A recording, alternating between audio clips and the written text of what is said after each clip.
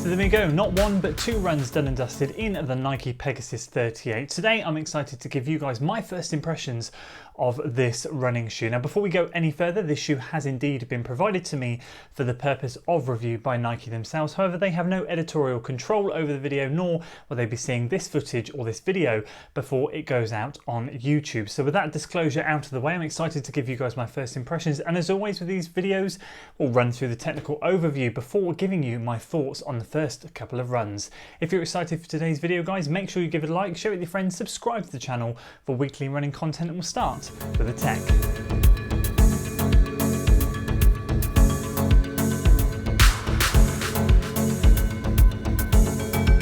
So start off by saying I went true to size and it fits perfectly, UK size 13, and in my size it comes in at 385 grams or 13.5 ounces. Now stack height, I've found a couple of different stack heights from some reliable sources. All I know is 100% it is a 10mm heel to toe drop.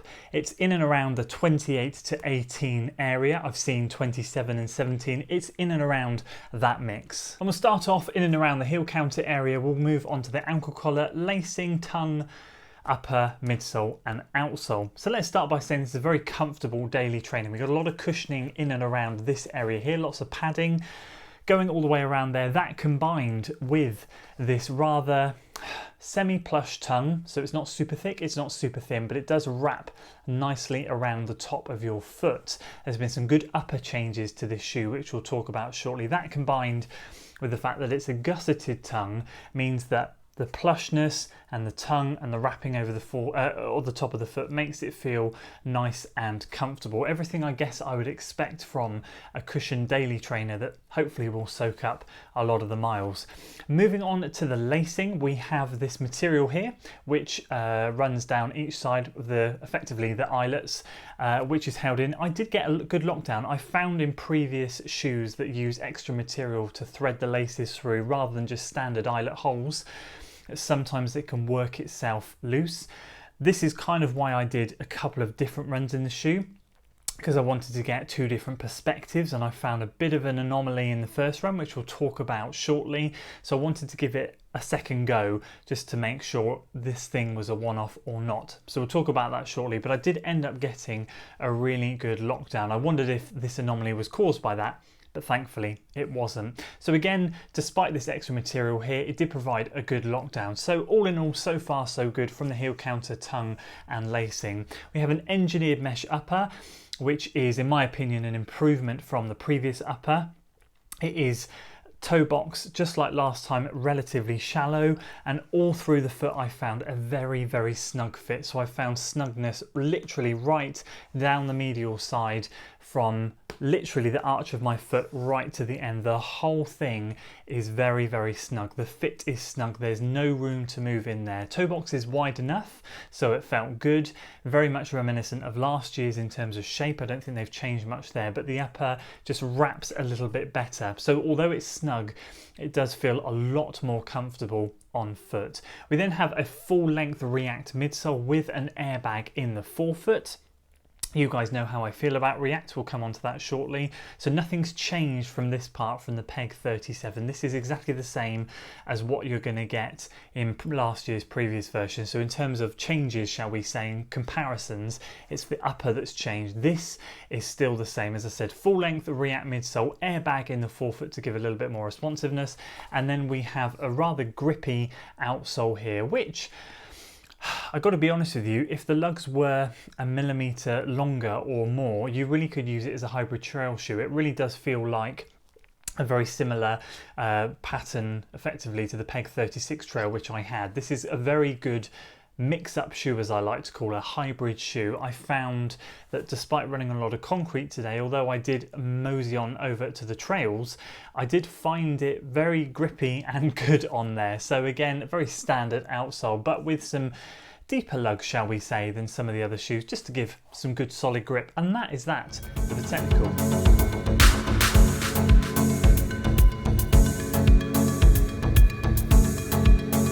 So let's talk first impressions. How have I found this shoe on the first couple of runs? Well, let me just explain. On Friday, we ended up doing 8 miles easy. And then today, Monday, we've done 9 miles moderate. So in terms of paces, we're talking 7:45 per mile last Friday. We're talking 6:40 per mile today. So I took it on a little bit more of a brisk run today, just to kind of turn it over a little bit quicker and see if an issue I had on Friday was going to appear again today. And that issue was I got a little bit of plantar fascia pain, and which I've sometimes found, hence why I was talking about the lacing, I've sometimes found that if, weirdly enough, I end up doing the top too tight across the top of my foot, as much as that causes discomfort, I sometimes get a referring pain, and I've had this in the past in my plantar fascia. I have no idea why, but sometimes I find if I get this too snug, it really does kind of cause me grief. And I can confirm that thankfully I didn't get that in the second run. So that's why I wanted to hold off from making this review first time. I wondered if it was a breaking in issue. I wonder if there was something going on there in the first run that wasn't going to appear in the second, and it didn't, thankfully. So I'm not sure what that was, but hopefully that will stay away. So in terms of the performance and the ride of this shoe, I'm going to tell you it's a classic daily trainer, and something I've come to expect from Nike. Something very cushioned, fits my foot perfectly. The ride is still not quite where I would like it to be in terms of other daily trainers, being completely honest with you. So for me, in terms of how I feel about this shoe compared to last year, if you guys followed the channel last year, you saw my review for the 37. I wasn't a fan in the slightest. I did not like that shoe at all. First 50 miles, I didn't get on with it at all. I pushed through for the next 50 miles. I warmed up to it. The shoe kind of broke in a little bit. I kind of felt like the airbag came to life a bit more. And I can say that I kind of already feel okay in this shoe. I feel like they've taken a step forward into fixing what was wrong with the 37, which is the upper. I feel the upper is a lot more comfortable. I like the way it hugs my foot. I like the snugness, and I like the cushioning. I have to say though, this thing has put on weight. So it's added another 10 grams. So it's gone from 13.2 to 13.5 ounces, or 375 to 385. Or 382, whatever it is, so around 7 to 10 grams it's added, which is always a shame. You don't really want it to add weight, considering there are other daily trainers out there for a lot lighter package.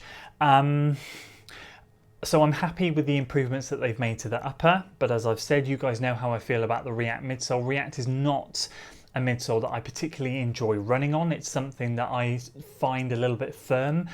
I haven't found this quite as firm. I'm going to be honest, I haven't found it quite as firm as previous versions, but it's still, I tell you what it is, it's just not responsive. I don't feel the airbag in this shoe. I felt it in the Vomero, and it was a completely different story in that shoe. And I've always said I really enjoyed the Vomero. A lot of people didn't. I did. I found the airbag to be nice and cushioned. I felt it a lot softer.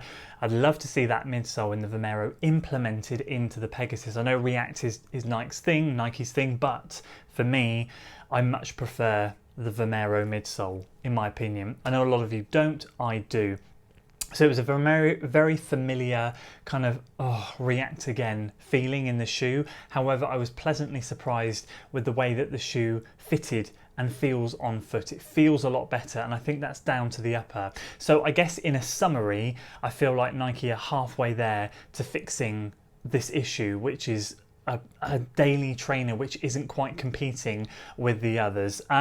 So I hope you appreciate my honesty. I'm not trying to be too downbeat about the shoe. I'm impressed with the improvements of the upper. I feel like it's going in the right direction, but as always, despite being gifted a shoe, I will always be honest and give my humble opinion.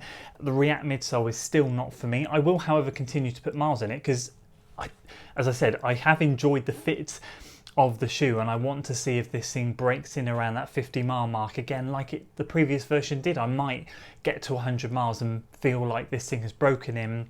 And I feel like I run well in this shoe. This morning's moderate run was a good run.